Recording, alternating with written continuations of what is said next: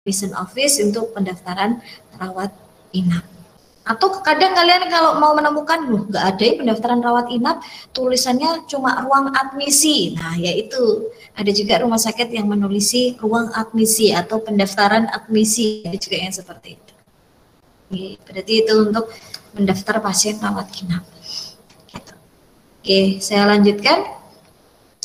Pasien keluar atau discharge, diingat-ingat. Pasien keluar dari rumah sakit itu disimbolkan dengan huruf D besar.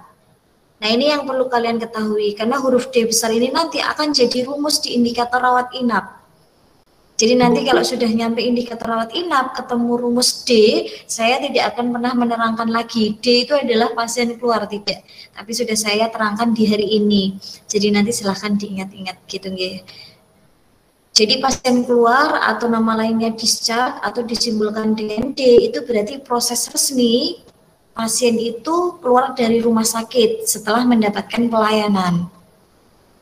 Keluar dari rumah sakit, pasien itu ada 2 jenis kategori. Silahkan dilihat rekapitulasi kalian. Rekapitulasi kalian yang sudah kalian print out, silahkan dilihat.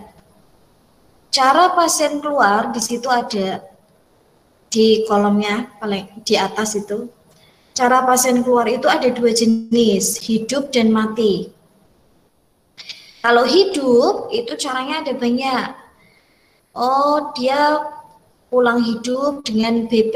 BP itu berarti boleh pulang atau dinyatakan sembuh oleh dokternya. Atau pulang hidup tapi dengan cara dirujuk, berarti dia harus dirujuk ke rumah sakit lain untuk mendapatkan fasilitas yang lebih lengkap. Atau mungkin pulang hidup dengan cara APS. APS itu adalah atas permintaan sendiri atau bisa dikatakan pulang paksa. Karena dokternya belum mengizinkan pulang, tapi keluarga pasien dan pasiennya sendiri minta untuk pulang. Jadi nanti jenisnya pasien keluar hidup dengan cara APS gitu ya, atau pulang paksa. Atau lari. Jadi lari itu melarikan diri, itu biasanya rumah sakit jiwa. Karena kelainan mental, jadi banyak pasien yang melarikan diri. Atau juga pasien-pasien yang tidak punya biaya, biasanya karena takut nanti bayar, jadi melarikan diri. Nah, seperti itu. Oke. Nah, itu jenis pasien keluar hidup. Kalau yang satunya jenis pasien keluar mati. Jenis keluar mati itu ada dibagi menjadi 2, lebih dari 48 jam atau kurang dari 48 jam. Nah, seperti itu. Di rekapitulasi kalian ada, karena ini saling berkaitan. Itu ya. Oh, berarti diingat-ingat pasien keluar, discharge, atau disimbolkan dengan D. Berarti nanti biasanya disingkat dengan H plus M. Pasien keluar, hidup, dan mati. Seperti itu. Atau meninggal. Oke, sampai sini mungkin ada yang mau ditanyakan dulu? Bu. Iya. Kalau seumpamanya yang meninggal itu nggak punya keluarga, berarti ini nulisnya yang lebih dari 48 jam? Lebih dari 48 jam dan kurang dari 48 jam bukan masalah punya keluarga atau tidak punya keluarga, Dek. Iya, terus? Lebih dari 48 jam berarti dia itu dirawat di rumah sakit tersebut 2 hari lebih. Setelah itu meninggal, maka nanti akan dikategorikan pasien meninggal lebih dari 48 jam. Kalau kurang dari 48 jam, berarti pasiennya baru rawat inap 1 hari atau pas 2 hari, itu nanti akan dikategorikan meninggal kurang dari 48 jam. Gitu nggih?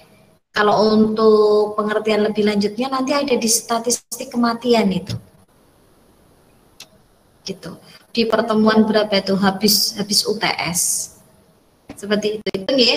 Jadi bukan masalah punya keluarga atau tidak, tapi periodenya dia dirawat berapa hari gitu ya. Ada lagi, Dek? Bu mau tanya, Bu. Oke, silakan. Buat yang pasien keluar mati, yang hidup tadi kan ada lari kan, Bu. Nah, Yeah. Setiap pasien kan pasti ada dokter yang bertanggung jawab. Nah, itu Masa nggak dicari dulu gitu Bu, langsung dianggap udah keluar gitu Bu? Tapi di dokumen rekam medisnya kan tetap dituliskan bahwa pasiennya keluarnya lari, walaupun dia ODP, orang dalam pencarian. Karena dia masih punya hutang di rumah sakit ibaratnya. Kalau kebetulan pasien tersebut punya BPJS, nggak mungkin kalau yang punya BPJS lari. Rata-rata yang lari itu adalah pasien umum, yang dimana dia sakit harus dirawat tapi tidak punya biaya. Gitu. Di dokumen rekam medisnya, di rekapitulasinya akan tetap direkap sebagai pasien lari. Tapi nanti itu jadi ODP, itu kerjaannya marketingnya rumah sakit nanti. Jadi orang dalam pencarian, kayak gitu. Tunggu, nanti dicari dari alamatnya yang tertera di identitas pasien. Seperti itu, Dek. Bukan terus didiamkan saja, tidak. Ya tetap dicari, tapi di dokumen rekam medisnya keterangannya adalah pasien keluar dengan cara melarikan diri. Seperti itu. Oh iya Bu, terima kasih.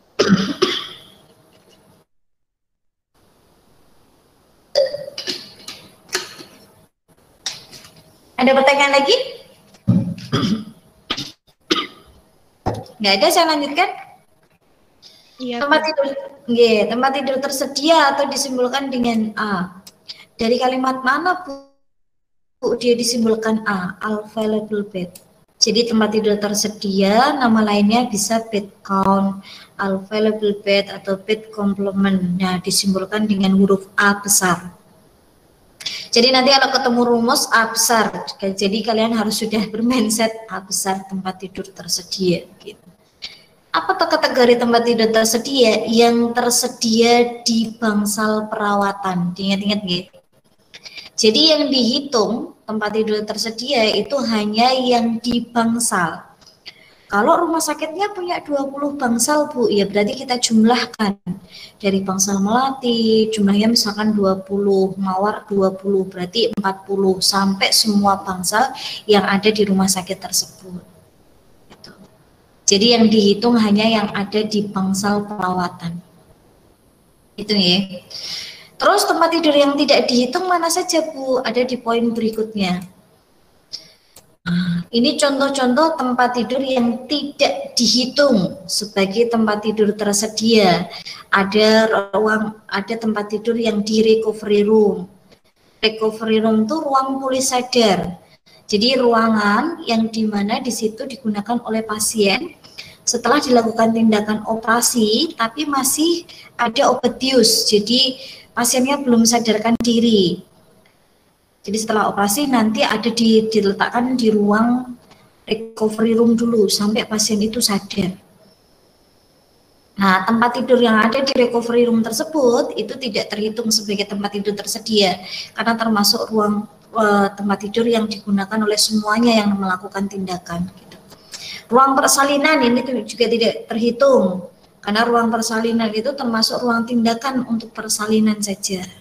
Nah, ruang tindakan di sini maksudnya adalah ruang operasi. Di ruang operasi kan juga ada tempat tidurnya, itu juga tidak dihitung. Di gudang ini adalah tempat tidur yang digunakan oleh perawat-perawat ketika shift malam. Nah, itu juga tidak dihitung. Terus di bengkel ini maksudnya beberapa tempat tidur kan pasti ada yang rusak ya. Ketika dibenahi di bengkel, maka tempat tidurnya tidak boleh dihitung. Berarti nanti akan dikurangi. Jadi yang merusak berapa itu nanti akan diberikan keterangan. Nah, yang merusak itu tempat tidurnya bangsal mana? Nah, seperti itu. Terus IGD, di ruang IGD itu kan juga ada tempat tidurnya banyak. Itu juga tidak dihitung karena memang itu tempat tidur disiapkan hanya untuk pasien dalam keadaan emergensi. Gitu. Nah, tempat tidur yang di sini yang disebutkan itu tidak dihitung sebagai tempat tidur tersedia. Nanti soal-soal pengecohnya biasanya ini tempat tidur yang tidak dihitung ini pasti akan muncul di soal. Terus tempat tidur yang ini yang dikeluarkan atau yang ditambahkan ketika ada bencana, misalkan kayak COVID-19 yang kemarin tinggi. Pastikan banyak rumah sakit yang menambah tempat tidur. Itu akan terhitung tersendiri, tidak dijadikan satu dengan tempat tidur yang ada di rumah sakit. Gitu. Karena itu bukan tempat tidurnya rumah sakit, tapi itu tempat tidur yang didatangkan dari bantuan sosial dan sebagainya. Maka itu akan terhitung sendiri. Terus kalau basinet Bu, kalau basinet itu adalah tempat tidur bayi yang kotak-kotak itu. Tempat tidur bayi itu ada beberapa macam ya, ada kova, ada inkubator. Inkubator itu kalau bayinya memang perlu penghangatan dan sebagainya. Tapi kalau biasa tidak perlu perawatan khusus, biasanya hanya ditaruh di kova gitu. Jadi kova itu kayak tempat tidur kecil itu loh yang ada penutup samping-sampingnya. Itu. Nah, kalau tempat tidur basinet untuk bayi itu berarti dihitung sendiri seperti itu. Itu ya. Oke, saya lanjutkan. Ada tempat tidur tersedia, sekarang ada tempat tidur terpakai. Tempat tidur terpakai itu okupansi, simbolnya disimbolkan dengan huruf O besar. Jangan terbalik dengan A. Kalau O itu berarti yang terpakai, kalau A itu yang tersedia. Jadi misalkan rumah sakit punya 200, berarti itu diketahui A-nya 200. Yang sering dipakai oleh pasien adalah 150. Berarti O-nya 150 gitu. Yang 50 Bu ya, berarti yang 50 itu mungkin tempat tidurnya sering tidak terpakai atau yang dikatakan kosong. Tapi selama COVID-19 kemarin rata-rata bulan-bulan yang kita saat PPKM, kalian ingat itu kan sekitar bulan Agustus nggih, Juli Agustus. Kalian nanti kalau praktek di rumah sakit silahkan cek bulan Juli Agustus pasti penggunaan tempat tidur di rumah sakit tersebut rata-rata hampir 100%. Berarti kalau 100% itu tidak ada tempat tidur yang kosong. Seperti itu. Makanya nggak ada yang kosong, terus nambah tempat tidur bantuan-bantuan dari tempat lain. Seperti itu ya. Nah, rumusnya apa Bu? Nah, rumusnya ini. Jadi tempat tidur terpakai itu bisa dihitung. Rumusnya O sama dengan HP per T. HP itu hari perawatan, T itu adalah periode waktu.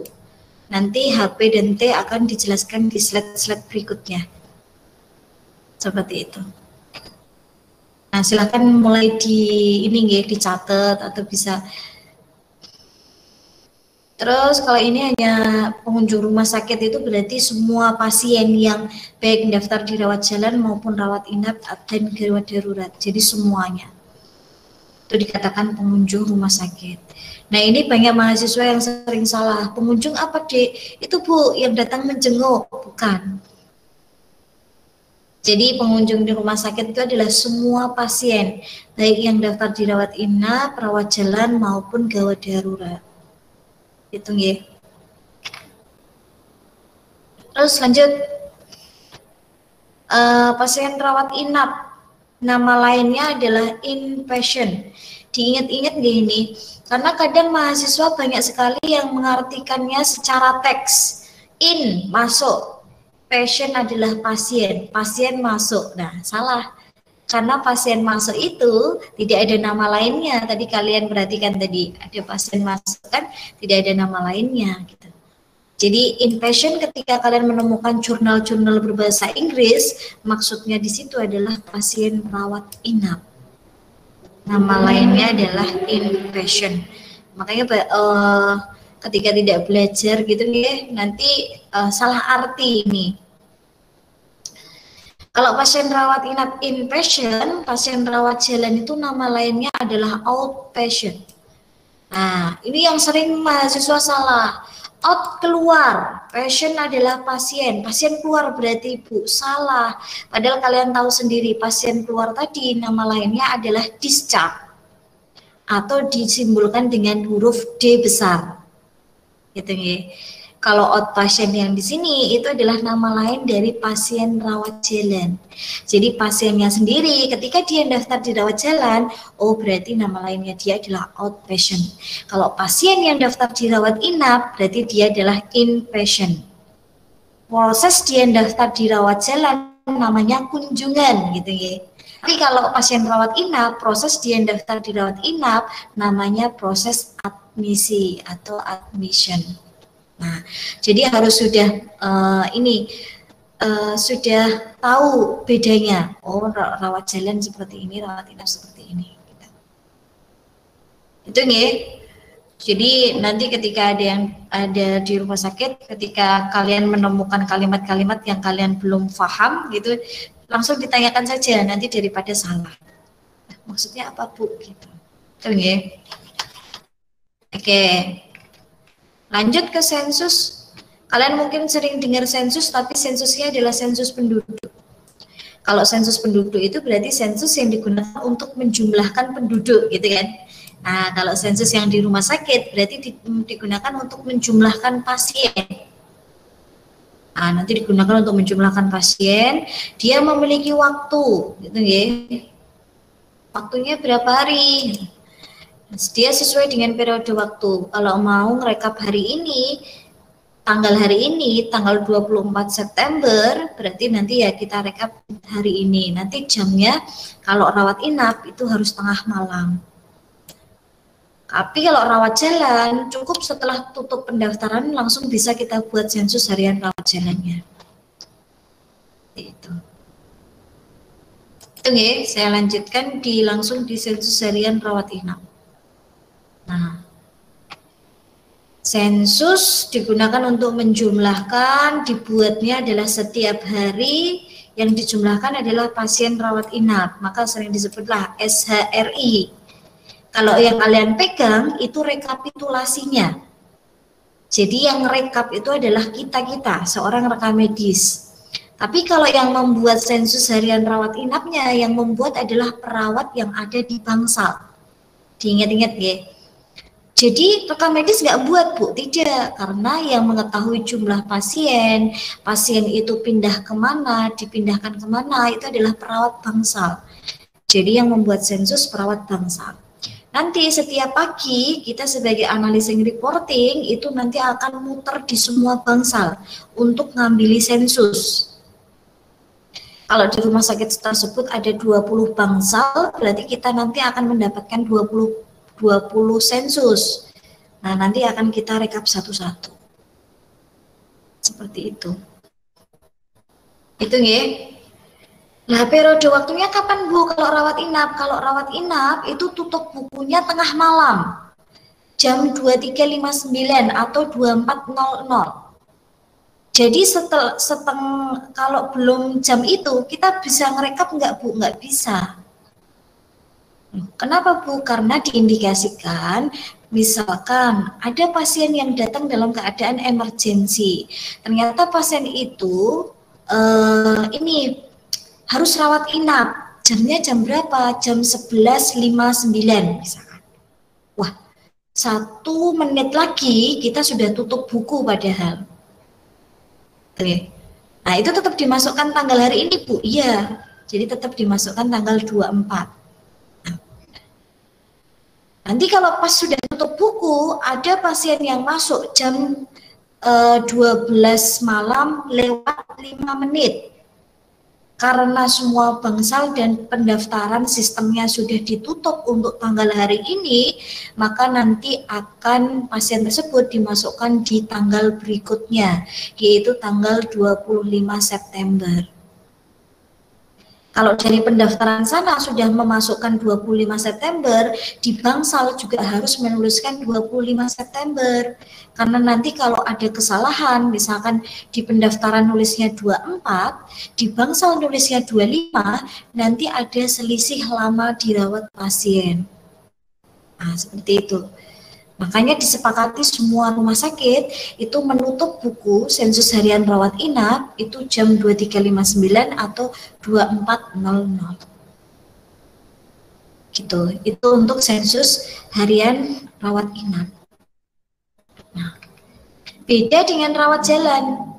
Kalau sensus harian rawat jalan dilakukan setiap hari di pasien rawat jalan, kan kalian sendiri tahu bahwa pelayanan rawat jalan di rumah sakit itu kan nggak sampai malam. Rawat jalan di rumah sakit itu cuma ada 2 shift, pagi dan siang. Tidak ada rawat jalan shift malam, gitu ya.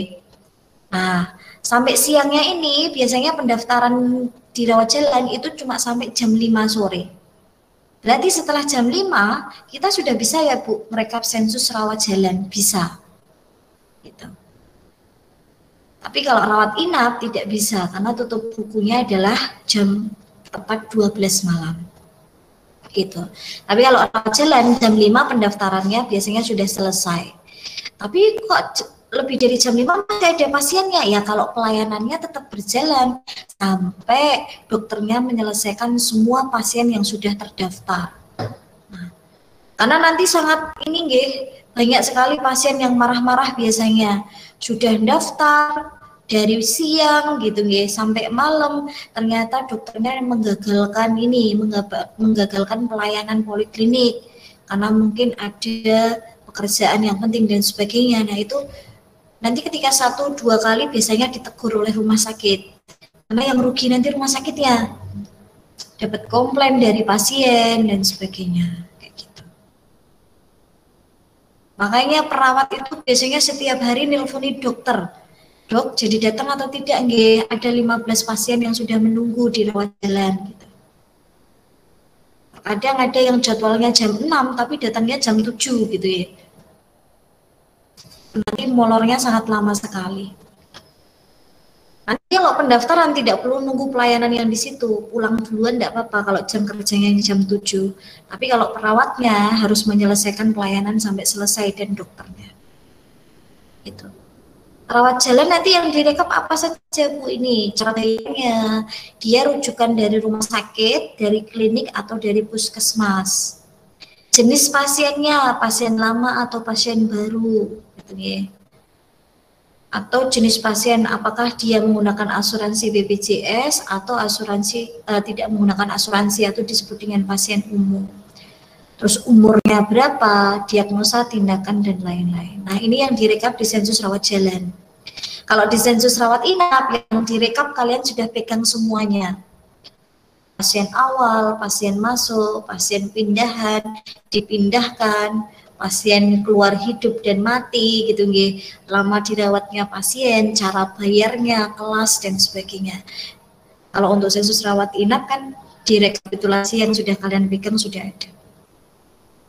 Gitu. Nanti habis ini kita belajar ini ya, belajar merekap. Ya kalau untuk persalinan ini nanti bisa dibaca sendiri ya. Ini nama lainnya dia delivery. Jadi delivery nggak hanya delivery makanan gitu. Tapi ternyata persalinan nama lainnya adalah delivery. Dikodifikasi atau decoding juga delivery bisa digunakan untuk menjadi litem atau kata kunci. Oh jadi persalinan bisa Bu pakai delivery, bisa buka aja kode ICD kalian baik manual maupun elektronik, nanti ada di situ delivery. Oke. Terus setelah persalinan pasti ada 2 kategori, lahirnya melahirkan dengan bayi hidup ataupun mati gitu ya. Kalau hidup berarti nanti ada ciri-cirinya di sini. Ada napas, denyut jantungnya, ada denyut tali pusat, dan sebagainya. Tapi berapa menit kemudian meninggal, ya tapi tetap di dokumen rekam medisnya akan dituliskan bahwa ibu melahirkan, bayinya proses melahirkan adalah hidup. Tapi beberapa menit kemudian meninggal. Jadi nanti di dokumen rekam medis ada seperti itu. Jadi riwayat semua proses persalinan itu ada di dokumen rekam medis. Okay. Kalau lahirnya hidup, kalau lahir mati berarti sudah tidak ada tanda-tanda tadi. Jadi sudah tidak ada denyut jantung, tidak ada pergerakan tali pusat, tidak ada pergerakan dari otot-otot rangka, bayinya juga diem aja, nggak nangis. Makanya beberapa ini nggih, bidan dokter obgyn itu ketika ada bayi yang lahir itu harusnya langsung menangis. Ketika tidak nangis, nah nanti harus segera dilakukan tindakan. 1, pertama yang dilakukan adalah ini, kepalanya bayi ditaruh di bawah, kakinya kita pegang. Jadi dibalik. Masih belum nangis, nanti biasanya pantatnya ditapok gitu ya, maksudnya ya pelan-pelan. Karena diindikasikan bisa jadi si bayi ini meminum air ketubannya ibu, yang menyebabkan dia tidak bisa mengeluarkan suara tangisnya. Jadi jalan nafasnya ini kemasukan cairan tadi, air ketuban gitu ya. Kalau tidak bisa nangis lagi, sampai sudah dibalik, ditabuk tidak bisa nangis lagi, berarti harus segera dilakukan tindakan. Ditaruh di itu tadi di inkubator, nanti dipasang selang dan sebagainya. Jadi segera dilakukan tindakan. Infus, nah, jadi sekecil itu sudah diinfus dan sebagainya. Memang kalau memang bayi tidak bisa nangis, itu langsung segera dilakukan tindakan. Nanti bisa dicek juga di bagian paru-parunya. Ada masalah enggak di paru-parunya? Kenapa kok bayinya tidak bisa menangis? Tapi kalau bayinya tetap diam saja, ternyata tidak ada nafas, berarti dia nanti diindikasikan lahirnya mati. Jadi sudah meninggal. Bisa jadi ini sudah meninggal dalam kandungan, tapi ibunya nggak mengetahui gitu ya. Kalau bayinya sudah meninggal. Itu ya, jadi lahir hidup atau lahir mati. Terus kematian ibu itu dinamakan dengan maternal death. Jadi ya yang meninggal nggak hanya anaknya tapi ibu ketika proses persalinan atau hamil itu bisa jadi meninggal karena mungkin kehabisan darah saat persalinan, kayak gitu, pendarahan yang hebat, atau dia punya penyakit penyerta, contohnya hipertensi. Nah, ibu yang memiliki hipertensi itu resiko tinggi. Biasanya disebut saat saat dia periksa di sebuah rumah sakit itu biasanya akan disebutkan ibu termasuk kehamilan resti gitu ya.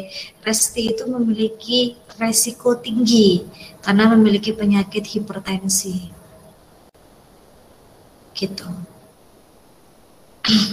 Nah, okay. Terus ada kematian neonatal. Neonatal death itu periodenya adalah neo itu kan baru, natal itu kelahiran.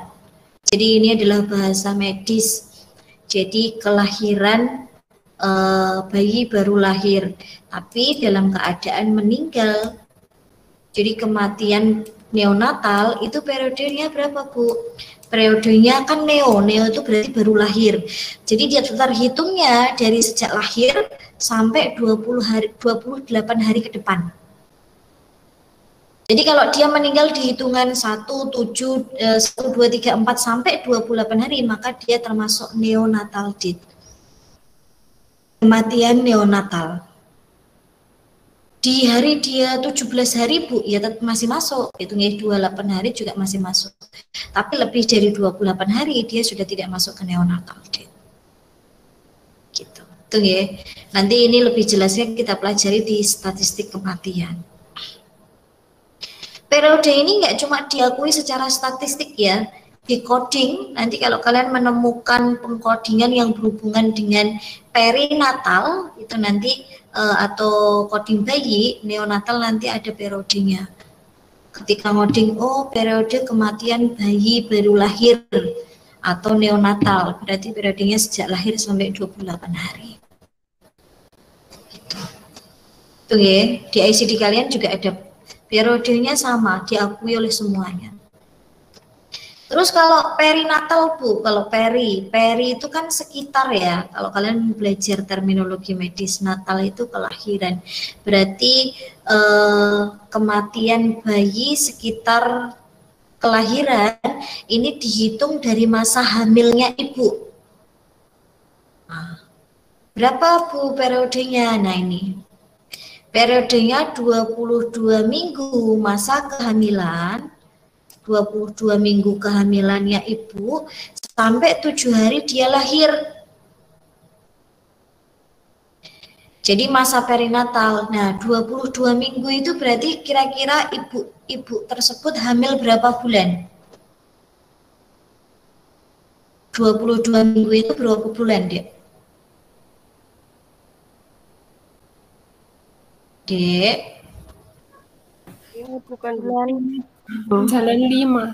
Jalan 5 ya, 5-6 bulanan. Nah, berarti ketika ibu hamil itu kategori 5 bulan sampai nanti 7 hari kelahirannya, ternyata bayi itu meninggal, nanti dia berarti masuk ke perinatal death, kematian perinatal.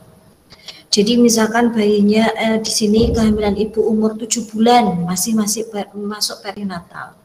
8 bulan tinggal nunggu 1 bulan lagi ternyata bayinya meninggal dalam kandungan, itu nanti masuk ke perinatal death sampai 7 hari setelah dia lahir. Itu oke, sampai sini ada yang mau ditanyakan? Nggak ada, saya lanjutkan.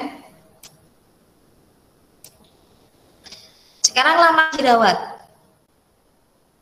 atau sering disingkat dengan LD, lama dirawat. Lama dirawat itu apa tuh Bu? Lama dirawat itu jumlah hari di mana pasien itu melalui proses mendaftar secara resmi dirawat inap atau proses admisi sampai pasien itu dinyatakan keluar dari rumah sakit, jadi dikatakan discharge, jadi dikatakan keluar dari rumah sakit.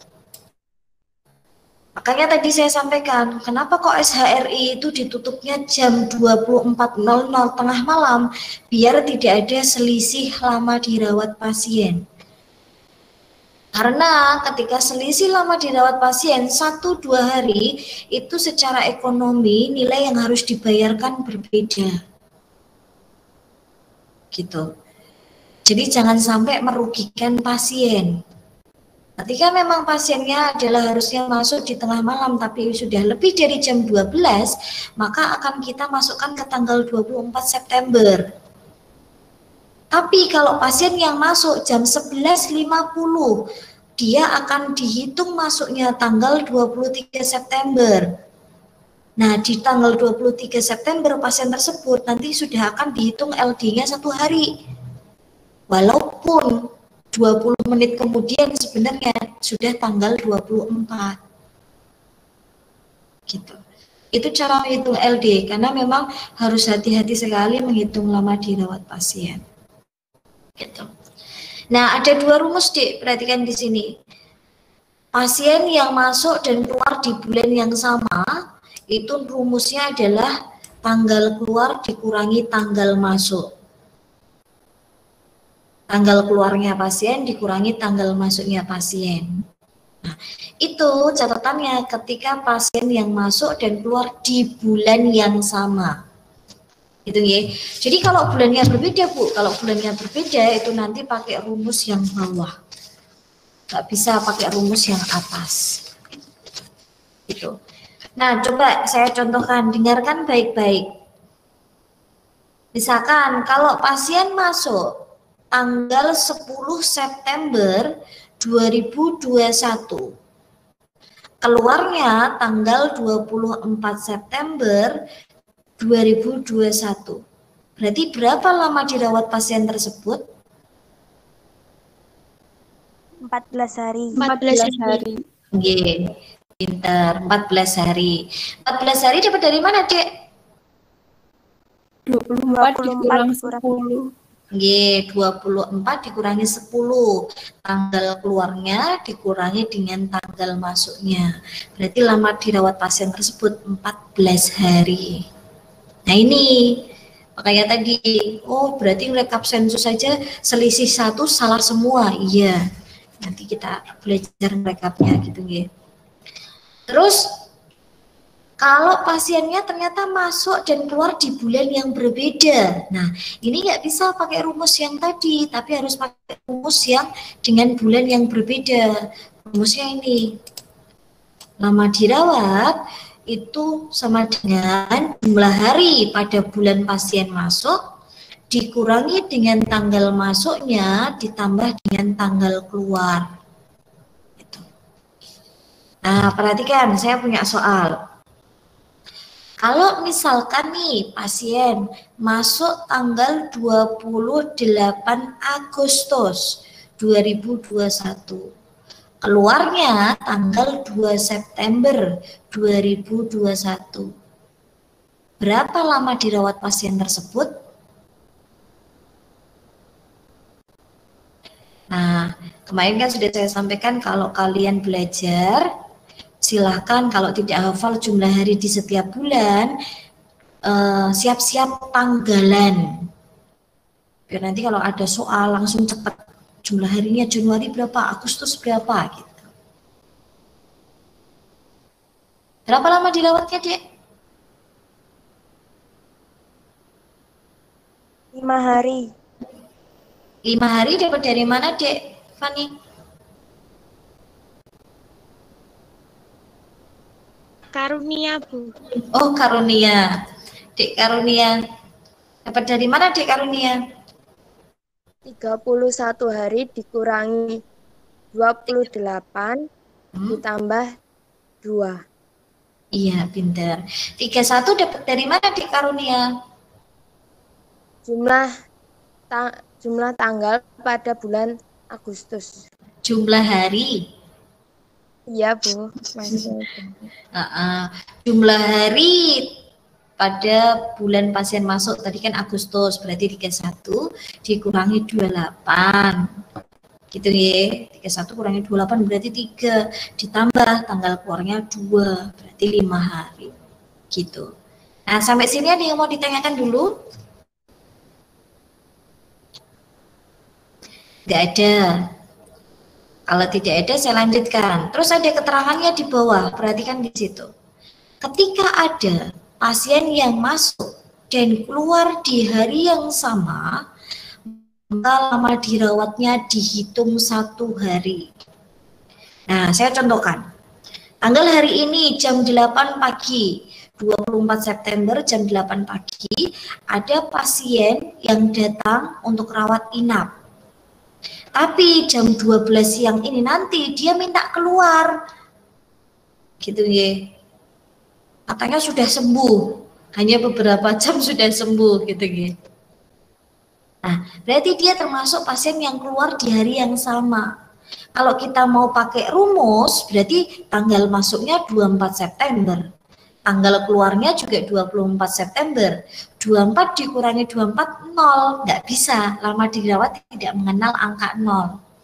Jadi walaupun 24, jadi tanggal hari ini 24 dikurangi 24, hasilnya tetap 1 hari. Karena ada keterangannya, jika pasien yang masuk dan keluar di hari yang sama, maka akan tetap dihitung 1 hari. Walaupun pasiennya lama dirawat, baru menggunakan tempat tidur itu 2 jam, 3 jam, 4 jam, tapi tetap dihitung 1 hari. Gitu nggih? Ada pertanyaan? Halo, Dek? Belum ada, Bu. Belum ada. Oke, kalau belum saya lanjutkan. Nah, nanti kalau sudah menghitung lama dirawat per pasien, nanti kita jumlahkan. Jadi jumlah lama dirawatnya. Gitu. Jumlah lama dirawatnya total. Itu ya. Contoh seperti yang review matematika kemarin, kalau saya mengamati 5 pasien, cari lama dirawatnya. Nanti saya total jumlahkan lama dirawatnya, itu berarti jadi jumlah lama dirawat. Itu ya. Terus selain ada LD, ada HP. Nah, perhatikan di sini. HP di situ bukan handphone gitu ya, tapi hari perawatan. Kalau lama dirawat tadi satuannya adalah hari. Kalau hari perawatan atau HP satuannya adalah pasien. Diingat-ingat. Kenapa, Bu? Karena hari perawatan itu menunjukkan jumlah pasien yang masih ada atau yang masih dirawat di bangsal tersebut. Itu. Karena menunjukkan sebuah jumlah pasien, maka satuannya adalah pasien. Nah, hati-hati dengan rumusnya. Kadang mahasiswa banyak yang terbalik antara LD dengan HP. Kalau HP karena menunjukkan jumlah pasien, maka rumusnya adalah jumlah pasien masuk dikurangi dengan jumlah pasien yang keluar. Gitu. Seperti itu. Sampai HP ada yang mau ditanyakan dulu? Belum ada? Belum, Bu. Belum. Nah, nanti kalau sudah ngitung HP, nanti akan dijumlahkan total. Kalau ngitung HP-nya adalah per bangsal, kalau di rumah sakit ada 20 bangsal, maka akan dijumlahkan total HP dari 20 bangsal tersebut, maka jadilah HP satu rumah sakit. Gitu. Dan sesuai dengan periode waktunya, ketika HP itu kita jumlahkan di tanggal 24, berarti HP tanggal 24 ini direkap per bangsal dulu, habis itu nanti direkap jadi HP satu rumah sakit. Gitu. Oh, berarti kalau dapat jumlah HP per rumah sakit itu prosesnya panjang, iya. Ngitung dulu per pasien, pasien dijumlahkan jadi satu bangsalnya nanti dijumlahkan antar bangsal, jadilah HP satu rumah sakit. Nah, seperti itu. Hitung ya. Oke, saya lanjutkan. Kalau ini pasien service day itu pasien intinya mendapatkan pelayanan 24 jam gitu ya. Oke, sekarang ke transfer. Oh, ternyata transfer itu yang ditransfer nggak hanya uang. Pasien juga bisa ditransfer. Jadi transfer di statistik itu adalah ditransfer pasiennya. Maksudnya apa, Bu? Pasiennya dipindahkan dari bangsal A ke bangsal B, dari bangsal 1 ke bangsal, tapi masih di rumah sakit yang sama. Karena kalau dipindahkannya antar rumah sakit itu namanya dirujuk. Paham nggih? Oh, berarti pasien transfer itu maksudnya dipindahkan dari bangsal A ke B, B ke A atau B ke C, tapi masih di rumah sakit yang sama. Gitu. Nah, jenis pasien transfer atau jenis transfer itu ada dua, yaitu pindahan dan dipindahkan. Nah, apa Bu artinya? Nah, ada di bawah. Kalau pindahan berarti bangsal tersebut menerima, yang menerima pasiennya itu. Tapi kalau kalau dipindahkan berarti bangsal tersebut yang mengeluarkan. Gitu. Nah, contohnya perhatikan soal saya baik-baik. Kalau ada pasien gitu nih atas nama Adit. Dia dirawat di pagi awalnya.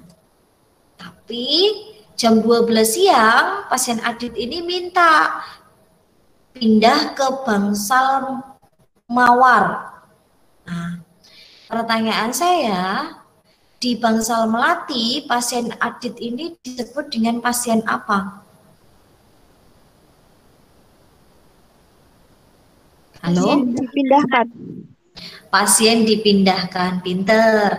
Karena bangsal Melati ini yang mengeluarkan pasien Adit tersebut ya.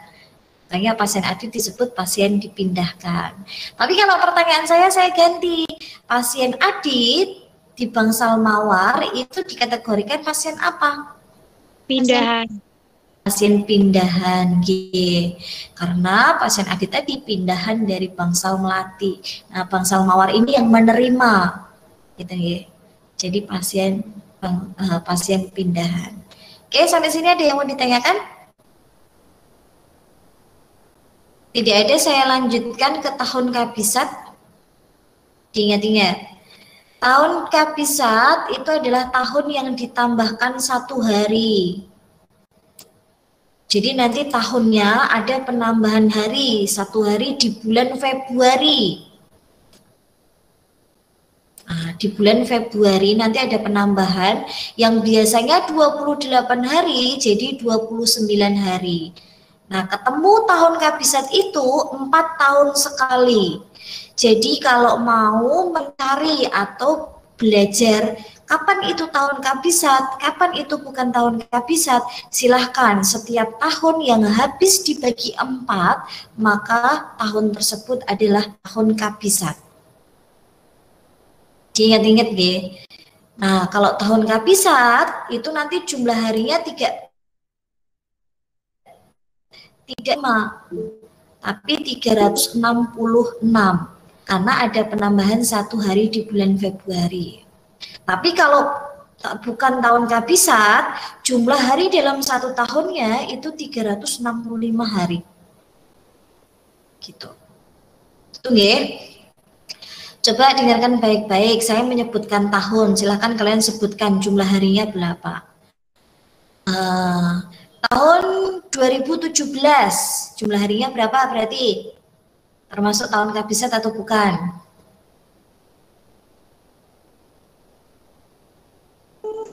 Tidak, Bu. Tidak, berarti jumlah harinya berapa? 365. 365, pinter. Ya, 2017 kan nggak habis dibagi 4. Makanya dia bukan tahun kabisat, gitu nggih. Coba dengarkan baik-baik lagi. Kalau tahun 2012, jumlah harinya berapa? 366. Iya, 366. Kenapa, Bu? Karena 2012 bagi, silahkan dicek, dibagi 4. Dia akan habis, berarti dia tahun kabisat. Berarti nanti ada penambahan 1 hari di bulan Februari. Gitu. Nah, tahun kemarin aja yang paling dekat 2020. Berapa jumlah harinya? 366. Iya, 366. Karena 2020 habis dibagi 4. Berarti tahun kemarin itu tahun kabisat. Nah, kalau tahun ini berapa jumlah harinya? 365. 365. Karena tahun ini kalau kalian bagi 4, 2021 dibagi 4 nggak habis, berarti tahun ini bukan tahun kabisat. Berarti kalian cek di bulan Februari, oh iya Februarinya tetap 28. Makanya ada orang yang ulang tahun ketika dia lahir tanggal 29 Februari, dia akan ulang tahun 4 tahun sekali. Karena tanggal tersebut hanya muncul 4 tahun sekali. Gitu. Nah, 20 tuh ada yang lahirnya tanggal 29 Februari. Kalau ada berarti teman kalian itu ulang tahunnya nanti 4 tahun sekali. Karena nanti selama 3 tahun ini, hari ini misalkan tanggal 28 Februari, nanti malam ditunggu semua jam dilihatin, jamnya ganti, tapi gantinya 1 Maret. Sampai 3 tahun nanti baru ketemu. Di tahun keempatnya baru ketemu tanggal 29 Februari ya. Nah, itu peraturan karena itu perhitungan bulan ya. Jadi orang yang lahir di 29 Februari ini orang yang langka. Karena ulang tahunnya nggak bisa setiap tahun sekali, tapi 4 tahun sekali. Coba mau saya cek, Bu, ya cek aja nanti. Kalian jejer tanggalan kalian gitu ya. Punya berapa ratus tanggalan kalian, silahkan dicek. Semua periodenya sama. Semua jumlah hari per bulannya sama. Kecuali Februari. Oke, oke, ini slide terakhir yang ada di statistik dasar. Periode waktu atau disebut disimbolkan dengan T. Nah, periode waktu ini di statistik sudah saya sering sampaikan ke kalian. Ketika kalian belum menghafalkan jumlah hari pada setiap bulan, maka siapkan kalender ketika pembelajaran. Biar nanti kalian ketika jawab lebih cepat. Nah, memang harus hafal karena kalau tidak hafal ya harus bawa kepean dulu gitu ya. Nah, contohnya ini. Kalau kita mau buat pelaporan bulan Januari tahun 2020, berarti T-nya berapa? T-nya berarti jumlah hari di bulan Februari tahun 2020. Oh, ketemu T-nya di bulan Januari tersebut adalah 31 hari. Gitu. Itu kalau kita ngitungnya per bulan. Nah, di sini bulan Januari. Kalau saya mau ngitung bulan Juli, berarti T-nya berapa, Dek? Halo, Adik. 31, Bu. 31. Gitu. Itu ya. Nah, itu periode waktu. Nah, kalau pelaporannya triwulan, Bu. Nah, triwulan berapa? Nah, di sini ada mau membuat pelaporan triwulan 1. Triwulan 1 itu berarti Januari, Februari, Maret. Gitu ya. Triwulan 1 tahun 2020, hati-hati 2020 tahun kabisat. Berarti Februarinya jumlahnya 29.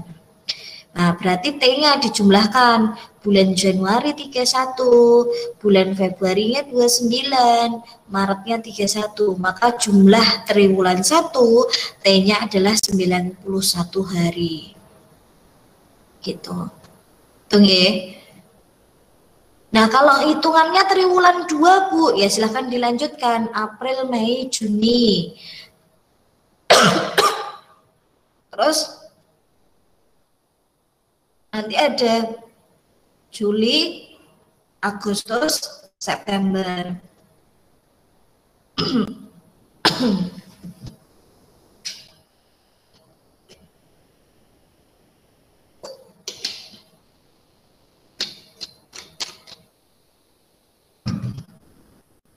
Saya lanjutkan. Juli, Agustus, September berarti itu triwulan 3. Oktober, November, Desember berarti itu triwulan 4. Kalau ngitungnya per semester, Bu, ya berarti per 6 bulan ya. Berarti kalian jumlahkan T-nya dari Januari, Februari, Maret, April, Mei, Juni gitu. Itu berarti semester pertama. Semester keduanya berarti Juli, Juni, Agustus, September, Oktober, November, Desember. Nah, itu. Nah, kalau hitungannya per tahun ya, Bu, gitu. Kalau per tahun pakai yang tadi. 1 tahun itu jumlah harinya 365.